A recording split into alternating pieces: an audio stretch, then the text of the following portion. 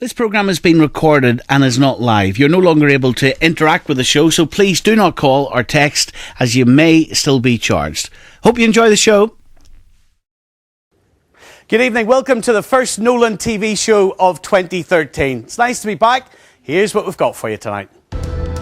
As loyalist anger over the Union flag row runs into its 7th week, are we any closer to bringing the crisis to an end? At an extraordinary act of human kindness in their first television interview together since a failed kidney transplant, Joe Brawley and Shane Finnegan will tell their remarkable story in this studio.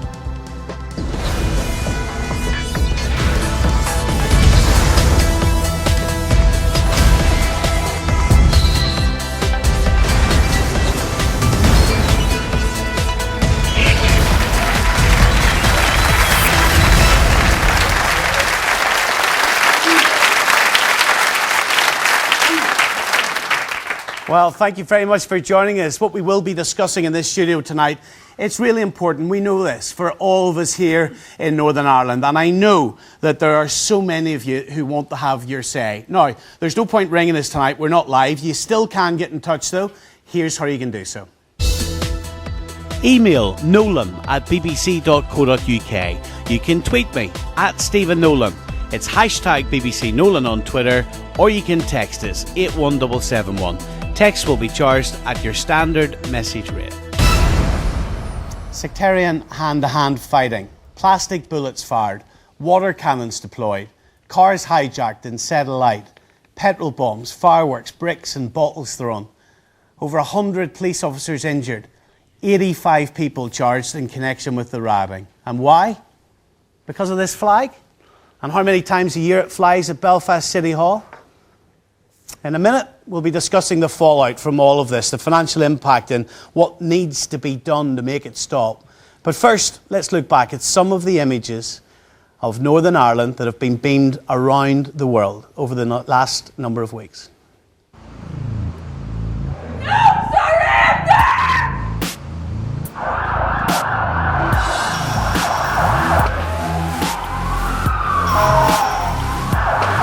There's never been peace here. The Good Friday Agreement was a false peace. We have all been walked over, and now it's time for the Protestant people to take a stand once and for all. I'm not able to call the people off. That's the responsibility of others, and they need to step up to that mark, and they need to step up to it now.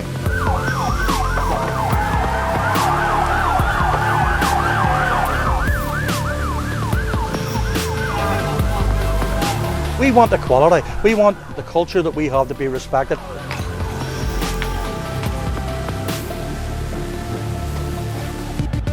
Once you move, they'll be back out again and doing what they normally do. Go on camera, I've just been hit there now. Are you alright? I'm alright.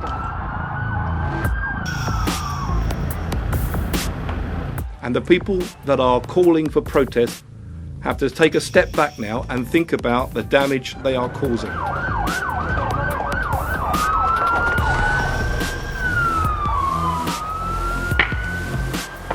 I support people's right to have a peaceful protest. I do not support their right to be throwing petrol bombs and stones at the PSNI.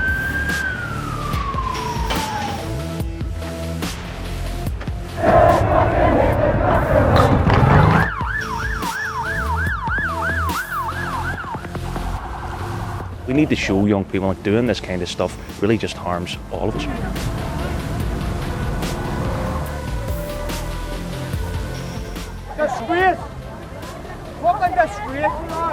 It's disgraceful. This kind of lawless violence is unacceptable.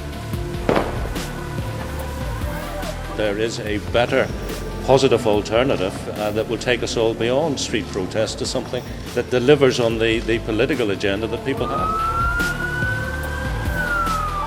It's doing serious damage to the economy and to the image of our city.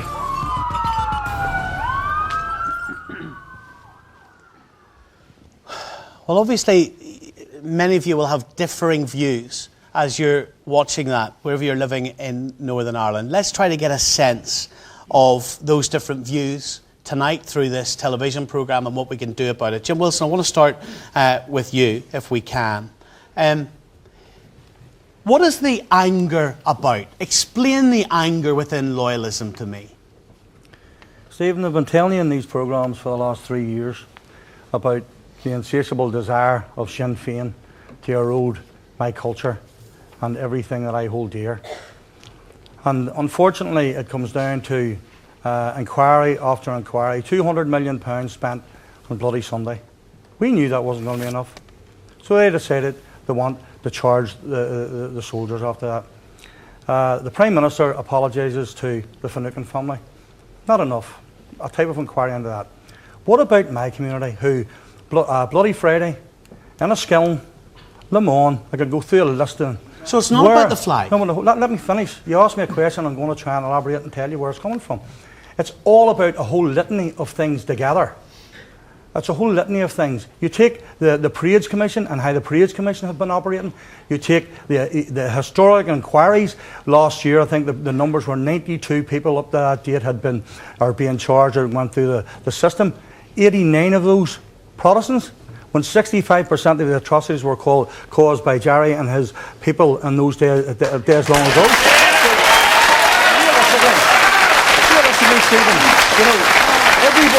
Everyone, I've been doing interviews all week with journalists from everywhere in the world and trying to explain to them, this was the straw that broke the camel's back. This is not down to a flag.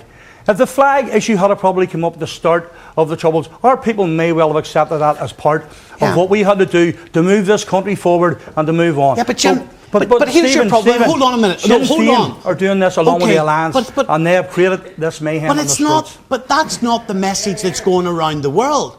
What you've just said there, many people might embrace. It's not the message that's going around the world. Because whether you like it or not, and I know that you condemn violence, and Jimmy Bryson, let me put this to you.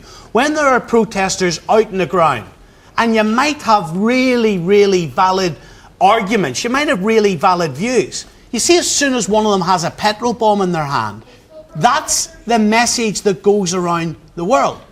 Once someone bricks the police, that's the image that goes around the world, and your message is lost. Can you not see that? Stephen, I think we've been clear from the very start that peaceful protests are the way to go. Now, what the media do is focus in on the minority who may pick up a petrol bomb. Now, we see Sinn Féin here, Jerry and his comrades, sworn on the world stage as great peacemakers. I don't see you focusing in on the dissidents and entwining them with Sinn Féin, because it's the same thing. If one member of their community...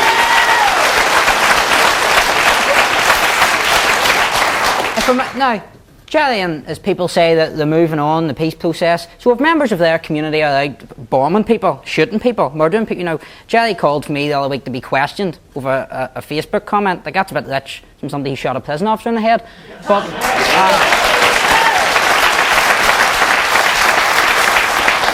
it's very simplistic to equate everybody together. Over 85 to 90% of these protests have been totally peaceful, and we need to focus on that. We need to focus on our young people who've got politicised and who now want to get involved in politics out of the back of this. Let's look at the positive side of this. Don't always focus on the negative, Stephen. All I would say to you is this, and then, Jerry Kelly, I want you to respond to this. Hold on, and I want you to have an opportunity to challenge everyone around this table, all right? But I just want to nail this. When you talk about the media, for goodness sake, be informed about it, all right? Jerry Kelly and his mates, I've asked him very difficult questions. In the last series, I put a question to you that some people see as a bomber in a suit. I have said to Martin McGuinness, how many times did he pull the trigger in the past? He refused to answer it. You are in la-la land if you're suggesting that the brilliant journalists in this country, newspaper journalists, television journalists, radio journalists, whoever they are, we all try to do a balanced, decent job. Now, I don't want this to be about us tonight. I want you to have an opportunity to challenge them. And do you, hold on, do you acknowledge that these people have had enough? That they see what terror brought you? They see what it bought Sinn Féin, and now they're sick and tired of you criticising them when they've had enough? Well, terror didn't... You're moralising about terror. Well, I've never, I don't think, used the issue of what is moral and what isn't. I mean, I've just listened to Jim, and I still don't understand what they're at. Are the protests now about Sinn Féin? Because if they're about Sinn Féin, what are you doing it at the offices of Alliance. Have Alliance been the enemy over the last 30 years as well? That wasn't the challenge. Then you said, well, let me finish. Let me talk. Hold on. I'll give you a chance. I promise you'll get a chance. You're complaining that you're repressed because Pat Finucane's family want an inquiry? No, it's ridiculous. You're complaining because there was an inquiry. You're complaining because there's inquiries in the Bloody Sunday, which was the state murdering 14 people. But I know, but if you want to come and see, if I'm the problem, then come to me. You have to make up your mind what the problem is. If I'm the problem, then what are you doing? Okay, let me what are you doing protesting? If it's me, what are you doing protesting over the flag? And what are you doing protesting? All right, one second. I promise you'll get a chance. The problem. But I need you to put your hand up, and I promise you'll get a chance. Jim Wilson, a direct question to Jerry Kelly. No, but let me elaborate. A direct question. But I need to tell you, you need to get. You asked me for the feelings out in the street. Sure. And I'll give you something that just happened this week, which is sensitivity. We had the Chief Constable coming out and apologising to the residents and the people of Fort Strand. Listen to this very carefully. I was asked to go out in the streets by the police. Myself and my grandson were battened by the police. Women were beat to the ground. Other community workers were beat by the police. Did the police privately apologise to us? Did the Chief Constable come out and apologise to my community? No, he didn't. And that's why we feel second-class citizens. That's the stuff that's happening there that we're not accepting. And I'll give you the third point that I wanted to make, and you can close me down, because there's a lot of people want to say. Jerry Adams came on. I want to ask you a question, Jerry. Jerry Adams came on the TV and said, there's no riders in the Short Strand, there's nobody threw stones, or there's nobody having to go to the police. Let me finish. And there was nobody Ballyclub was on. Do you agree with that, Jerry? Well, he didn't say that, Jim. And let me he said I heard the interview. I heard the interview. Okay, let me say this, because in fairness to you, Jim, it's very hard. There's the photographs. No, it's fair enough. But look. Well, Holly Clever, you can be welcome too, Stephen. You can be welcome too. Let him respond to you. I want to get a lot out of this programme tonight. Let him respond to you. Listen to him responding. Listen to him. I'm going to answer the question. I can tell you this before we go any further. Whatever equality impact was done in the audience here, and he's looked at again. It's well packed. Now, Jim, in fairness to you, it is a brave step to stand at your community when there is a tax and saying it was started over here. So I'll give you credit for that. Are you saying to me, is there ever... But why should why should the tablecloth stuff? I don't even understand that. If you're going to make a point... Listen. Well, it's hard to answer a question. Hold on. If I'm getting questions let's get something out of this tonight. Let him... You've challenged him. Yes. What's your response? Jamie Bryson, do you have a specific question? Here's your opportunity to Jerry Kelly. What is it? Well, tell me Jim's already asked a question. Let me ask a question here to you. What we hear, Jerry, is constantly our people are told about this peace process. The young Protestants, we have to accept this peace process. Now, the very start, and process by its definition has a start and an end. Nobody's ever told us, or the DUP's never come out and told us, what's the end of this peace process? At what point is the peace process complete? So, in your eyes, Sinn Féin, at what point it's complete? Because I'll tell you what we see, Jerry. You use all these nice words like equality, shared future. It's all lovely, it's all flowery, it sounds fantastic across the world, but see in all sincerity, we just feel that those are weapons of war to you, Jerry, that you use against our community. And the young Protestants are no longer going to pussyfoot around Sinn Féin and allow victim makers to perpetrate themselves as victims.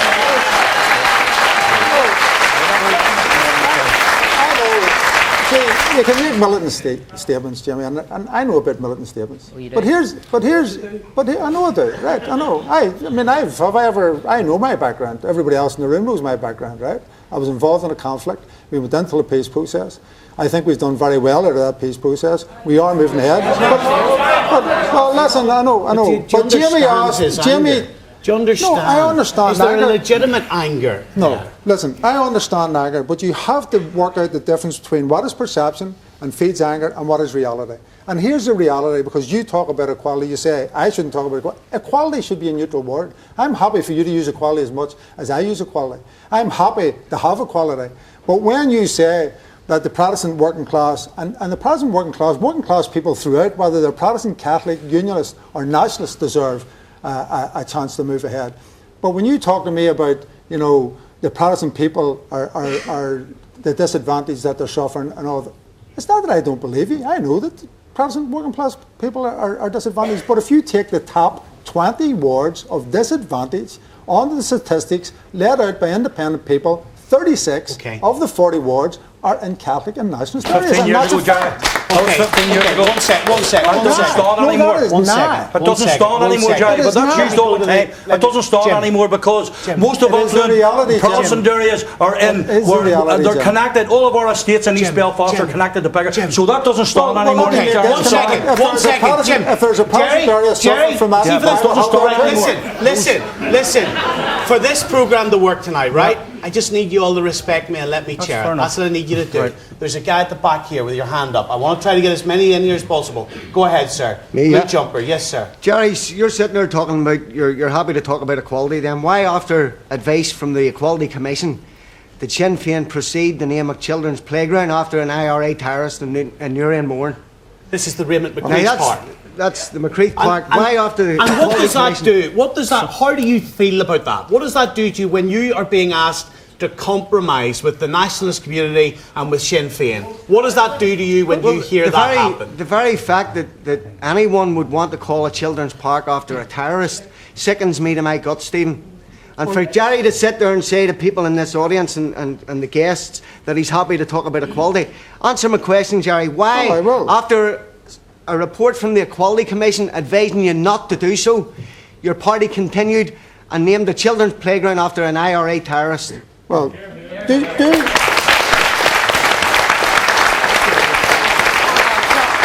do you understand that Republicans and nationalists have looked upon British soldiers and looked upon the RUC and B specials and others in the same way as you look upon the IRA? Do you understand that?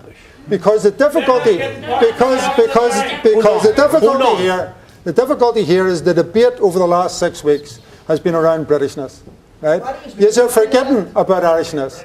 You're forgetting that as we sit here today, in Belfast City Hall, over 95% of all the emblems are about Britishness. None of them are about Irishness. And the city of Belfast is a shared city. The statistics are now, the demographics are nearly it is a specific question that if Sinn Féin has tapped into the sensitivities of Northern Ireland, then you know that naming a children's play park after the likes of Raymond McCreath is sensitive, and then some of these people have to listen to you use the word equality. But answer the question, Jerry. Exactly what that's to do with equality. Well, I'm trying to answer the question. You're swings and roundabouts, Jerry. You're in the playground. Swings and roundabouts. Get straight to the point. Well, like yourself. I asked you a direct question. Very quickly. If I go through loyalist areas, it is full Jerry, of... I'm going to answer. Okay. It's full of loyalist regalia. I'm okay because that's what that part of our community wants, and that's okay. If you go through a nationalist area, you may find many tricolours. Now, in the park in Uri, where it was called after Raymond McCreath, who to Republicans is looked upon as a hero, who is somebody who died in hunger strike. Who is somebody who died for his country. You may look upon it from that point of view, but you need to understand that people died for the tricolour as well. People died for United Ireland. People give up their lives for their people as well. Now, one second. I can't look. Again, let me make this clear. I want to get as many of you in as possible. If you shout at me, I'm not coming anywhere near you. And I promise I'll come to you later in the programme. Jeffrey Donaldson, there is clearly, and you have heard it on my radio programme and other outlets, there is clearly a disconnect where people in working class loyalist areas feel that you and your party are not representing them anymore, that you don't understand their frustration and their anger, and that you are working with Sinn Féin now. It's easy for you guys and you've left them behind. Now, do you at least acknowledge that they feel like that and you've let it get to that stage? Well, Stephen, I wish working with Sinn Féin was easy. It isn't. We have a mandate for where we are today. We've stood for election. We have been put forward on the basis of the stance that we have taken. In inner East Belfast, the area to which you refer, At the most recent election, which is just over a year ago, Stephen, the DUP was by far the largest party in that area. We still have a lot of support in that area. As for being disconnected, Stephen, I invite you, come to my constituency. I will take you into the loyalist areas of my constituency, and I will let the community tell you the work that I'm doing day and daily in working class Protestant areas, tackling the issues like social deprivation, like educational underachievement. Come to the Laganview Enterprise Centre in Lisburn. Look at the Sure Start scheme that we helped to get funding for. So those people that children are out peacefully protesting, Stephen, they've got it wrong. There's nothing to learn. There's nothing to listen to. Because, Stephen, that's not why they're on the streets protesting. Jim and Jamie have outlined to you the kind of issues that people are really angry about, and we need to understand this. You see, the peace process that I signed up to, John Hume for years told us that we couldn't have majority rule in Northern Ireland. It had to be about consensus politics. David Ford's political career has been built on the notion of consensus politics. What did we get in Belfast City Hall? We got a reversion to direct rule, nationalist style, aided and abetted by the Alliance Party. Absolutely no consensus. not. Absolutely David, that is the truth. There was not a single unionist councillor voted for the decision to take the flag down. You spurned the unionist community in that decision. You ignored the views of the unionist community in that decision. Let him reply. Okay.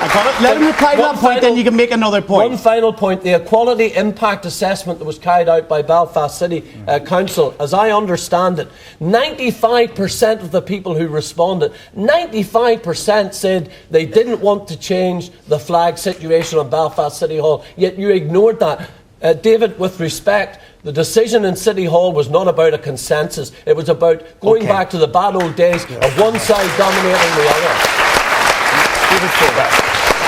Jeffrey has made a number of points. First of all, an equality impact assessment is not about adding up numbers. It's about seeing what the real issues of equality and balance are. And if a petition was collected on the day of the Covenant Parade, which added to the signatures on one side, that's not about equality. The key issue was that Nationalists proposed the removal of the Union flag entirely in a recommendation from a committee. Alliance, on the basis of the equality advice, which is applied to other councils, and indeed the same advice as was accepted by DUP members in Lisburn, when they didn't vote. David, when they did not vote. Not true, David, not true. When DUP the flag was changed in Lisburn before the DUP ever became. We had two councillors on Lisburn City Council when the flag situation was changed. We have not carried out an EQIA as you have suggested, David. So let's get our facts right. As I was trying to say, let's get our facts right. When in Lisburn City Council, the agreement was made to fly the flag on designated days, and two current DUP MLAs, Edwin Poots and Jonathan Craig, were members of that council and did not vote against designated days. That's not true, David. That is not true. Well, that is the information I have been given from Lisburn. Then you should check your information, David. Let me tell you the truth. The DUP put forward a proposal to have the flag flown 365 days a year.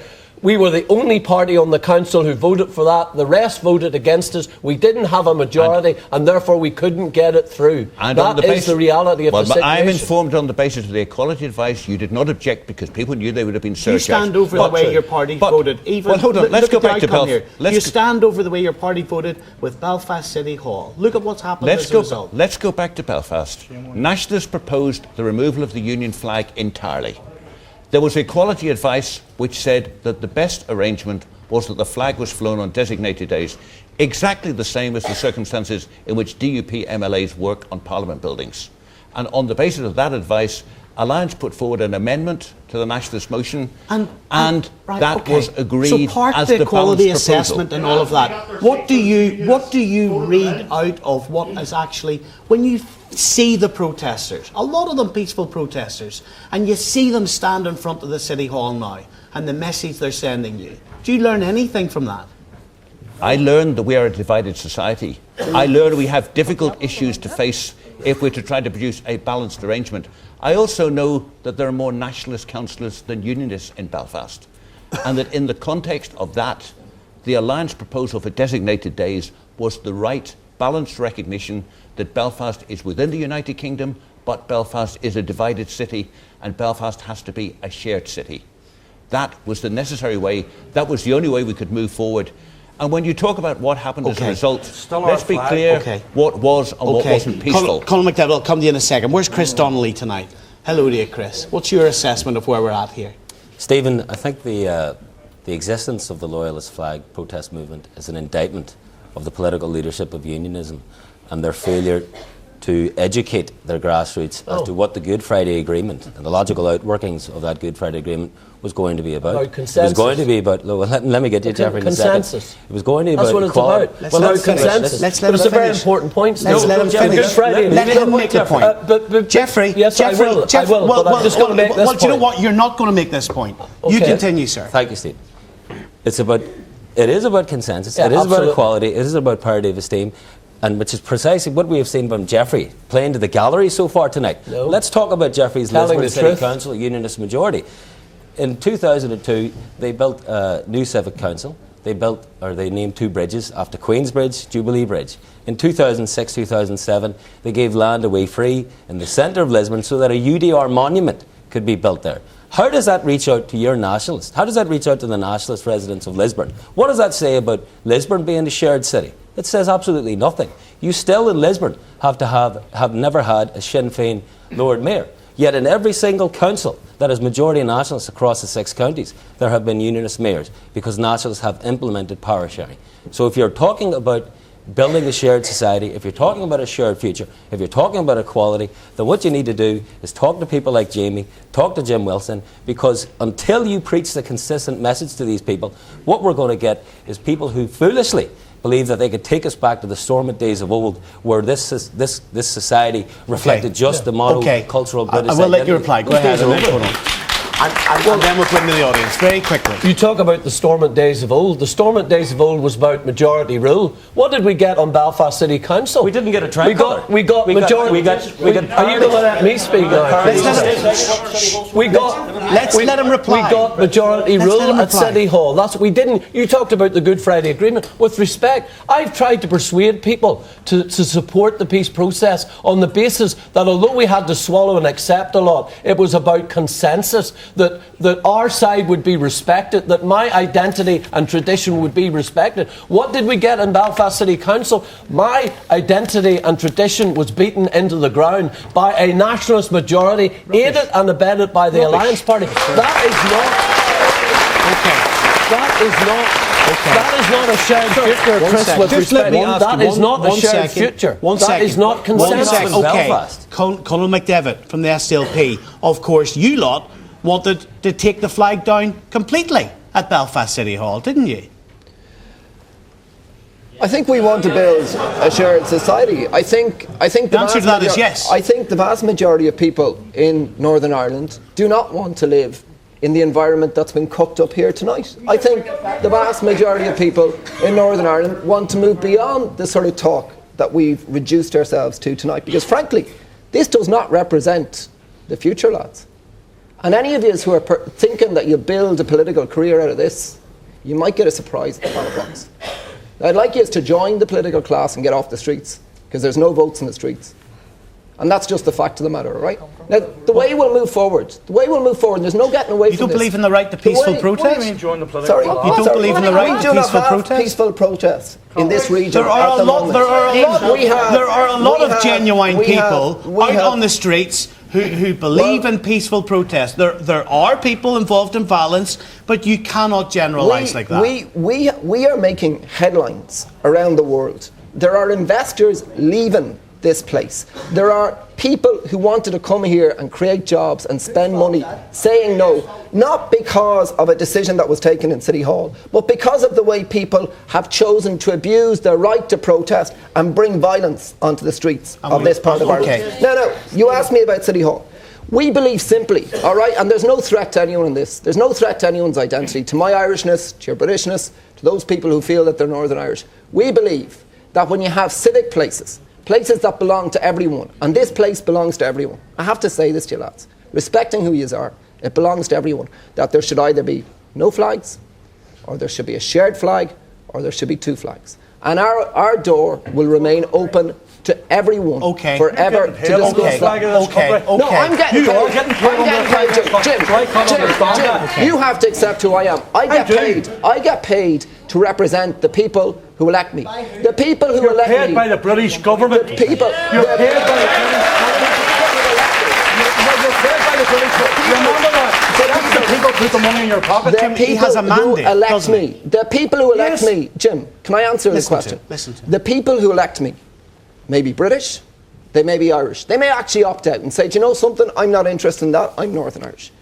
But they're the people I represent. Okay. And I don't represent them to reduce flags, remember where you politics I around promise, here. Remember where you I promised I wanted to give as many voices in this audience as possible tonight. There's a young man in the very front row here. In the very front row. Let me just wait until we get a camera to you. Jerry, the point you said earlier on, people fought and died for the tricolour, right? I agree with that, yes, totally. Fair enough, they did. Whether the cause is right or wrong, it's not for me to say. But at the same time, what you don't seem to realise, people fought and died for the Union flag, and they're still fighting and dying for the Union flag.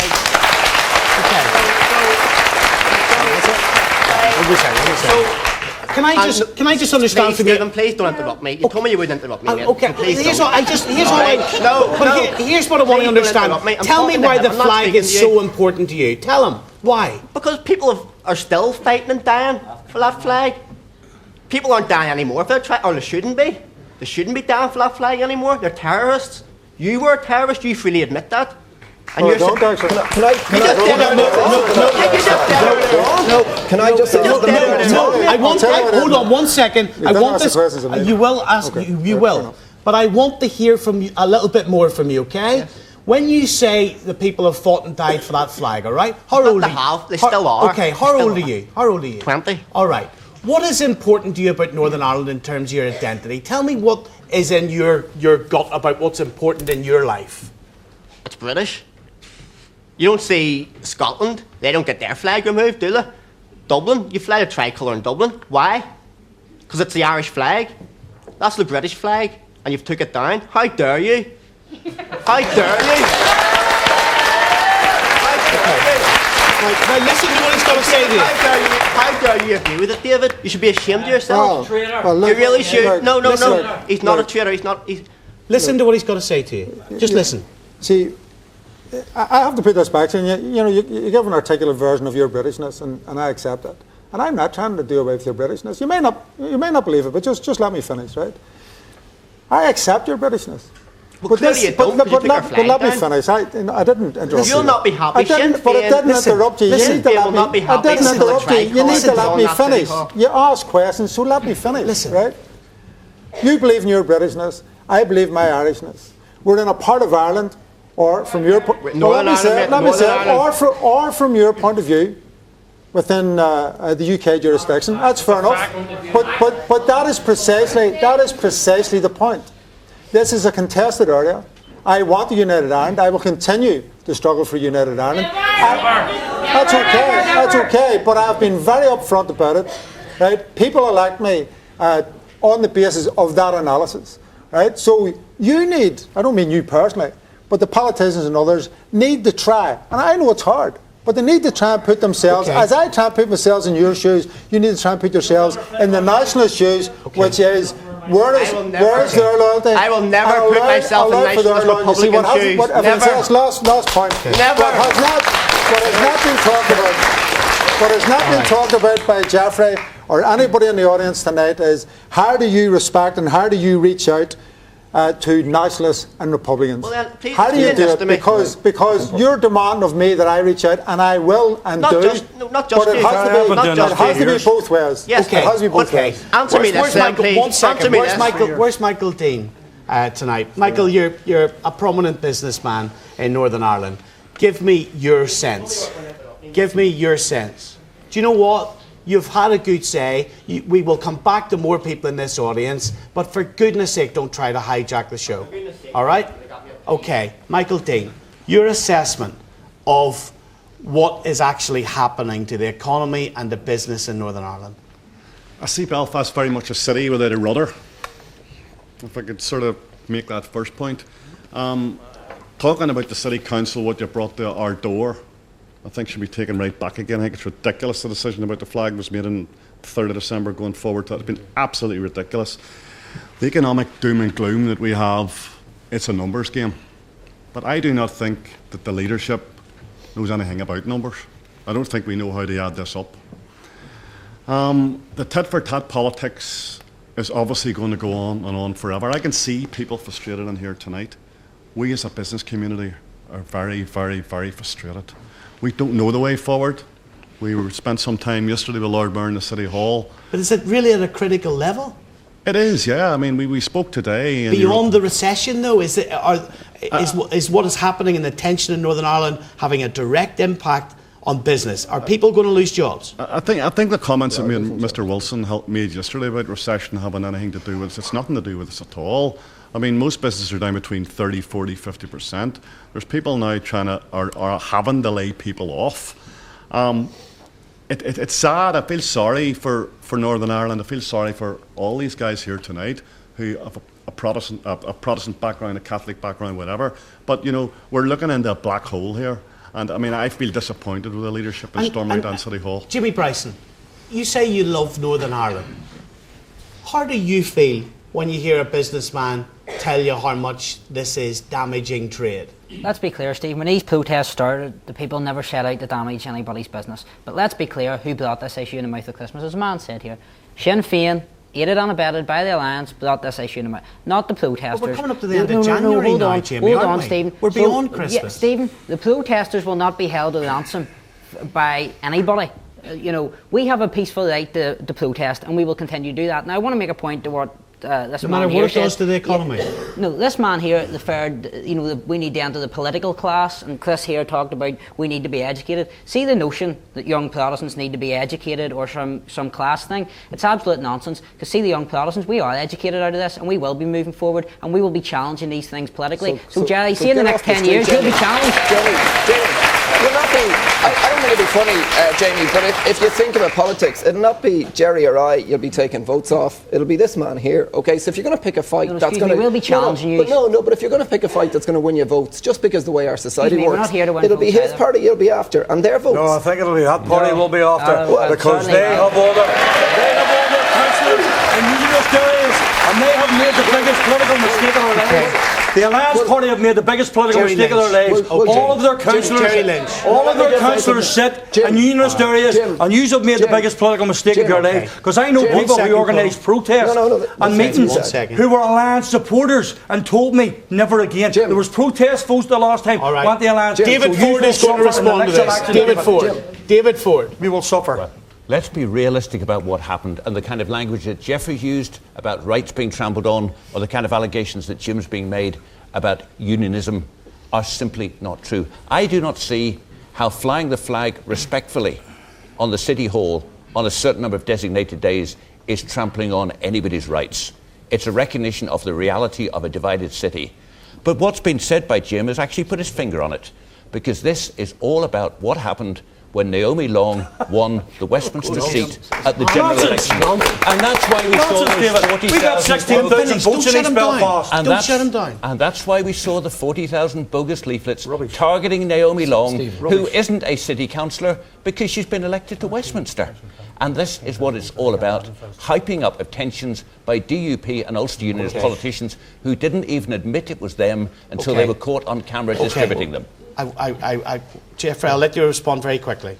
Well, two things. First of all, how does it impinge on anyone's right that a flag flies on a flagpole any day of the year, David? Consult the Equality Commission, Jeffrey, and they'll give you the answer. We did, David, and yes, the Equality... and we know the result the Equality Commission is given clear. In Lisburn and Belfast and other places. The Equality Commission is clear, David, and I have read it, and you should read it as well. And I have read it too, Jeffrey. That it is not be too selective. It is not contrary to equality policy to fly the national flag on a civic building. That is what the Equality Commission has said. And the Equality Commission makes it quite clear what is the preferred arrangement of designated days and where it is in terms of the workplace. As for East Belfast, let me remind you that in the 2011 Assembly election, 1 year after Naomi Long was elected the MP, The DUP got 44% of the vote in East Belfast. The Alliance Party got 26%. David, you are deluding yourself. If you think that we need to deliver leaflets to win back East Belfast, that is not what this is about. It is about respect for both sides of the community, David. Where's and Willie it's time Ward the Alliance learned that. Willie Ward, I want to talk about the violence in the Short Strand area as well. Willie Ward, tell me what happened to you. What did you see? Well, Stephen, I represent the Catholic community within the Short Strand. I represent our church, and I speak for it. On Monday night, I was at work, and I got a phone call just before 7:15 that there was an incident outside the church. I arrived outside our church within 30 seconds of getting that phone call.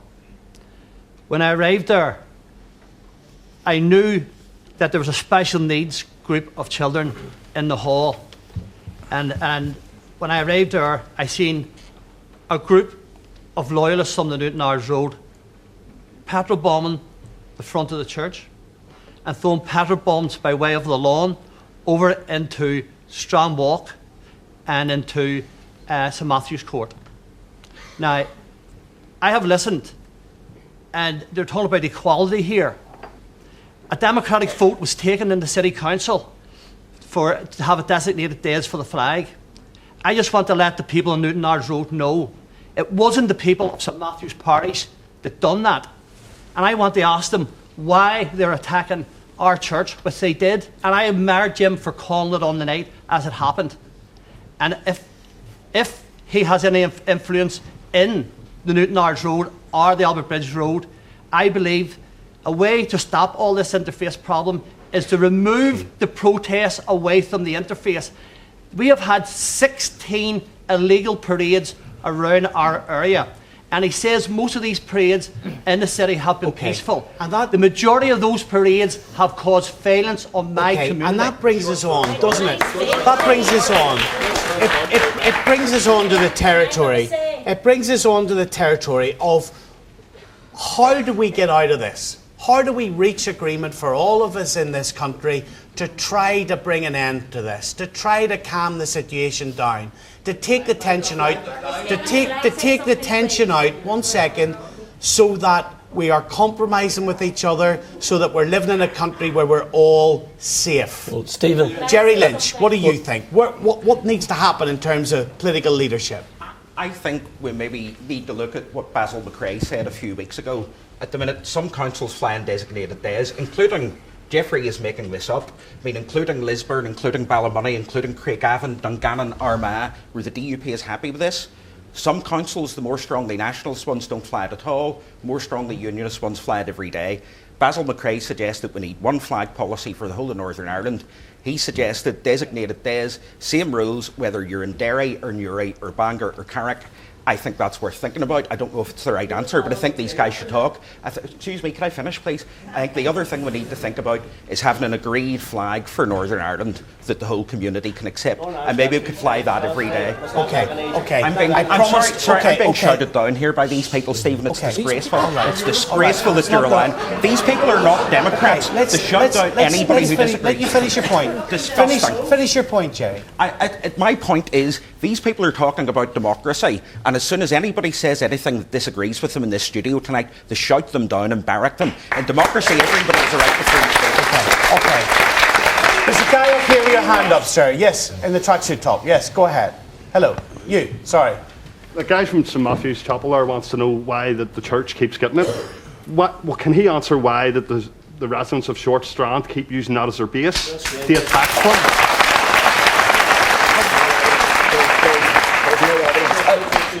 Stephen, in St Matthew's Church, we have a CCTV recording system, and I can bring anyone in and show them past weeks or to whatever date they want, but the cameras have recorded, and I can prove, and I have shown it to your BBC, not one incident or not one stone has come out of St Matthew's Church.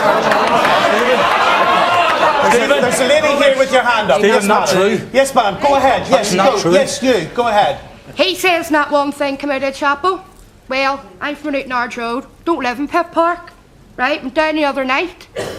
They were standing colliding from the chapel, petrol bombs, false stones, everything. come you saying I go. stood Second and row let in the them do back. Thank you. Second row, go ahead.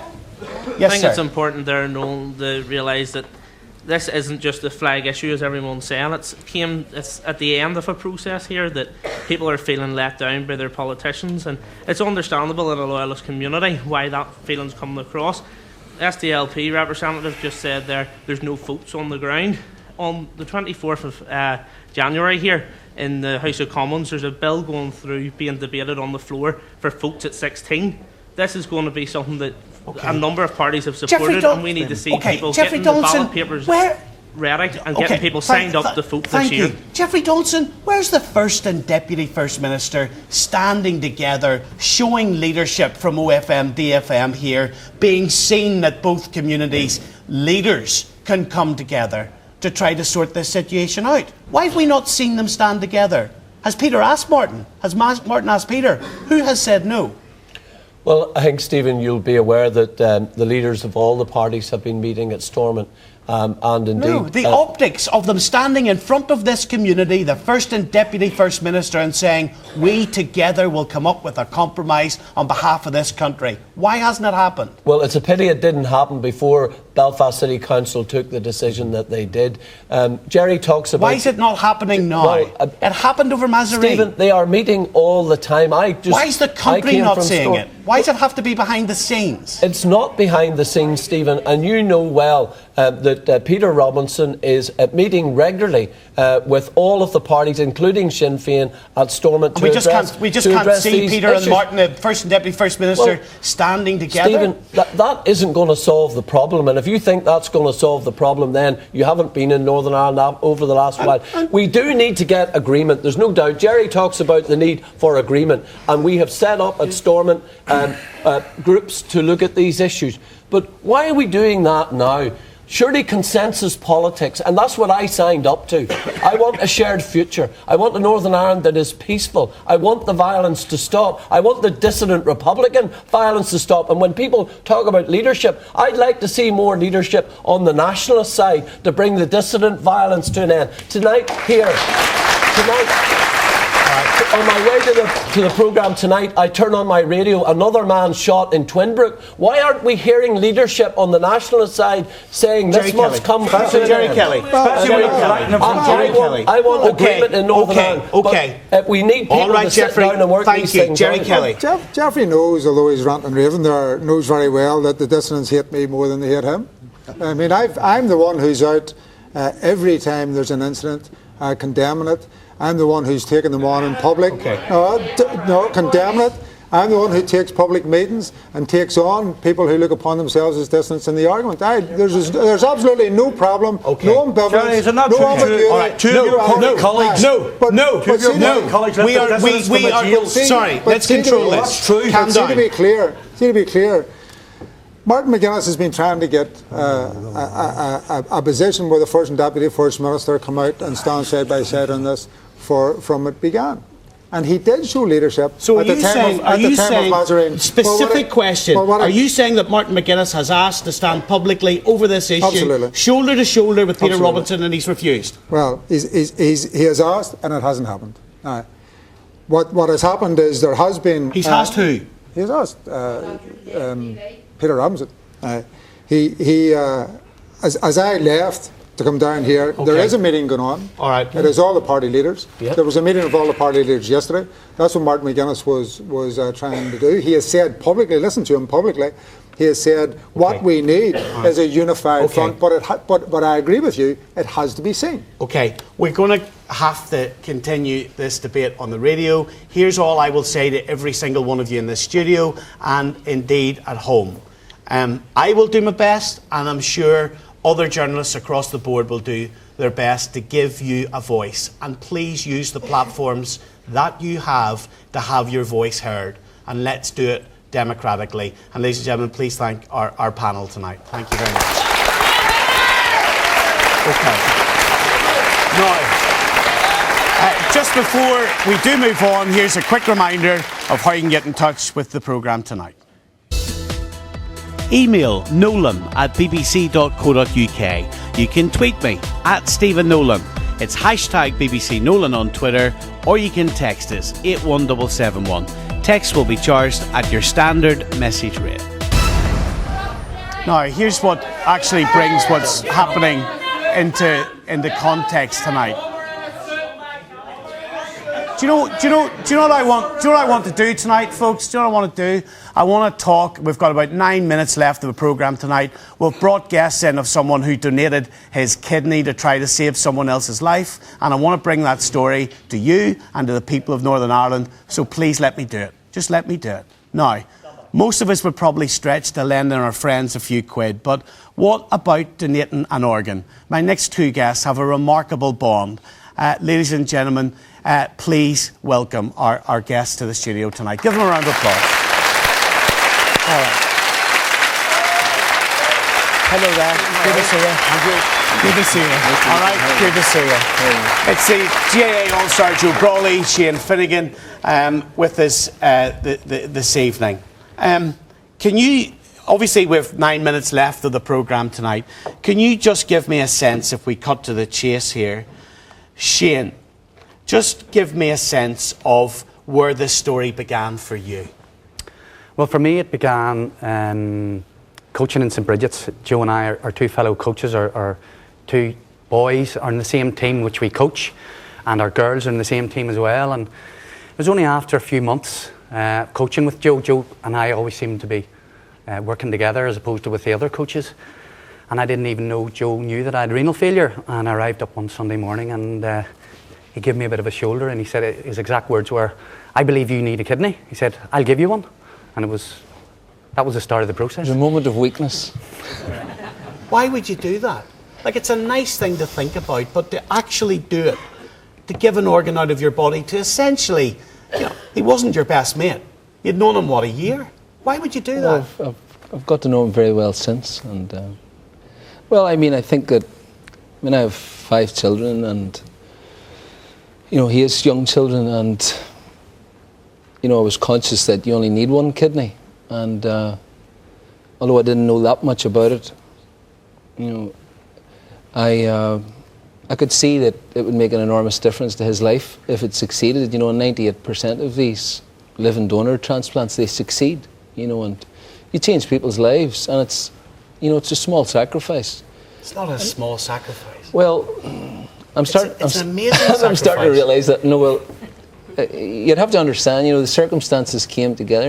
I'm not really saintly material, I've got to say, and but for a relatively small sacrifice, to see someone else being given life and his children, having that advantage, and he's well worth saving, and I just thought it was a good idea, and then it became. It must have crossed your mind. What if someone from your flesh and blood, what if one of your family needed a kidney, and you'd given it to someone outside of your family? You'd given your chance away. Well, I have 5 children, so they could. But it's such an unlikely. It's such an unlikely eventuality, and it was just a moment in your life where, I thought, well, look, I can do something here, and then the process is fascinating. It was a voyage of discovery for me. Obviously, it was. Bitterly disappointing, particularly from Shane's perspective, because everyone was so optimistic about it, and the experts had said, it was so disappointing that it failed. But I would do it again tomorrow, because it's an amazing life experience apart from anything else. During the majority of this programme tonight, we've been there's a lot of tension, and we've been teasing it out with each other as to how much are we prepared to compromise and what are we prepared to do as human beings in terms of understanding someone else or not understanding someone else. What does it actually mean when someone is as gracious as that? What does it feel like when another human being does that? Funny, myself and my wife were talking about this last night, trying to find the superlatives for the words. And, you just can't find them. Compassion, empathy. You put all those words together, and it's still not enough. It's just incredible. My situation was that there was the potential for a transplant with my sister. Then that fell through, and Joe just stepped in up to the plate. Totally out of the blue, incredibly, not knowing me terribly well, and it was incredible. Truly, truly incredible. You felt very special, actually. But it's important to say, you know, and people, I know people think it's an enormous thing, and you know, it takes 3 or 4 months out of your life, and you know, but it is, you know, whenever I was out there in London and seeing, we met some amazing people, you know, just ordinary people really, but a father, a 40-year-old man who had donated a kidney to his 2-year-old daughter, and within 2 days, she was walking out of the unit, and you know, so it's not unique. Another man there, a 20-year-old who was donating to his 50-year-old dad. And you know, the people who are living donors who I've met since then, they all walk on air for the rest of their lives because they've saved someone's life. So it's a brilliant thing, you know. Initially, the transplant was successful. Yeah. But what has happened after that? Well, it was successful for a number of days, and then after a few days, one of the doctors came in, and my results started to taper off. And after that, really, there was a process of trying to investigate what the problem was, and that went on for a period of time. And then they opened me up and they realised that, you know, it had deteriorated and it had gone. And so that was a period of just over a week and a half. So you had the high and then the low? A high and a low. An incredible high, an incredible bond with Joe that will stay with me for the rest of my life. But yes, then obviously there was a low. And a low in the sense that not just for myself, but I really felt it for Joe in terms of the sacrifice that he had made. And where are you left now then? What happens now? Listen, I'm a strong character, resolute, so I'm back to work. I'm now doing dialysis at home as opposed to doing it at hospital 3 nights a week. So I come home and I do it after work in the evening, and it's better family life. So in one sense, there's been an improvement, but obviously I'm looking towards hopefully having a transplant sometime in the near future again. So you need someone else to donate? Yes, possibly, or get a transplant through the other system, the donor system. Did you feel a sense of loss when it didn't work? Oh yeah, it's a deep experience. It's, you know, nothing can prepare you for it, and they say that to you, you know, like you're just going to have to roll with the punches when it happens. And whenever we were in the beds beside each other, so. 1 minute, you know, he was looking haggard and very, very. You were in the beds beside each other? Like we had a single beds beside each other in the hospital. That's what they do with the donor and recipient. No. Oh, aye. And then whenever he'd got it, and he, you know, they said it was a big kidney and all, good high capacity. You could just see life just rushing back into him in those 5-6 days, and every day he was getting better. I mean, he peed for the first time in 6 years. But it's true, small things. I told you not to say that, Joe. You'll notice that Shane doesn't drink the water because his fluid circulates in his bloodstream, so that his urine circulates in his bloodstream. You know, his bladder doesn't work, so he's got to go on a dialysis machine, which is an artificial kidney. And the thing about it is that if everyone went on the donor register, because, you know, people think it's a great idea. Sure, of course, whenever I'm gone, you know, if anything happens to me, God forbid, of course I'd love to give someone else life. But we just don't get around to filling out the donor cards or telling our family that that's what we want to do. But we saw about, I'd say it was about 10 people, Shane, whenever we were in the unit. We were there for about 10 days. We saw about 10 people just get a call at the last minute. Some family had decided to allow their teenage son's organs to be used. Yeah. Or their daughter's organs to be used in terribly difficult circumstances. And as a result of that, people were given life. And we saw them coming in. Yeah. The kidneys were coming in like Marks and Spencer's freezer boxes. Someone was being brought in. And, you know, this is a person who has died. A person was being brought in who was going to die otherwise on a waiting list. 10% of people die on the waiting list. And within 2 days, they were leaving the hospital. They were hugging the nurses. They were going off to a new life. So for such a small sacrifice on your part to fill out the donor register, it was a totally life-changing experience. It was devastating. It's clearly profoundly affected you. Yeah. Well, I think that's right, you know, and I'm just adjusting to that, you know. But, I mean, obviously it would be totally different if it had been successful, because the living donors report feeling euphoria for the rest of their lives. And don't forget, 98% of them succeed. I mean, we were just in the miserable 2%. Can I just say thank you so much for coming into the programme tonight? Because pleasure. You've made me think. Thank you, and I wish you all the best. Thank you. Give them a round of applause. All right. Listen, I want to keep my promise to you. We will continue to talk about whatever you in this community want to talk about on the radio tomorrow morning. We start at Radio Ulster at 9 o'clock. Thank you for your company. Night, everybody. Night.